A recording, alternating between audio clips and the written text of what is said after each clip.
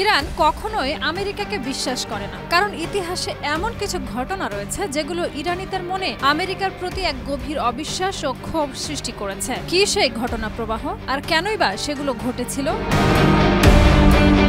Iran ও যুক্তরাষ্ট্রের সম্পর্ক কেবল একটি সাম্প্রতিক রাজনৈতিক বিরোধ নয়, এটি 7 দশকেরও বেশি সময় ধরে চলমান এক জটিল সংঘাতের ফল, যার শিকড় রয়েছে উপনিবেশবাদ, ভূ রাজনৈতিক স্বার্থ ও সাংস্কৃতিক আধিপত্যে।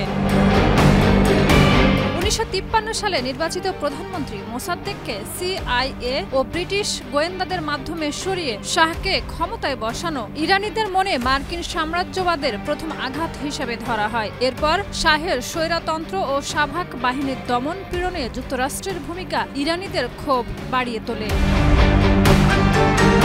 1979 সালের ইসলামী বিপ্লবে এই ক্ষোভ বিস্ফোরিত হয়, যার প্রতীক হয়ে ওঠে মার্কিন দূতাবাস দখল। এরপর ইরান ইরাক যুদ্ধে যুক্তরাষ্ট্রের সাদ্দাম প্রীতি, 1988 সালে ইরানি যাত্রীবাহী বিমান ভূপাতিত করা, 2018 সালে JCPOA চুক্তি থেকে সরে যাওয়া এবং 2020 সালে জেনারেল সোলাইমানিকে হত্যা ইরানিদের মনে বিশ্বাসঘাতকতা ও জাতিগত অপমানের গভীর ছাপ ফেলে।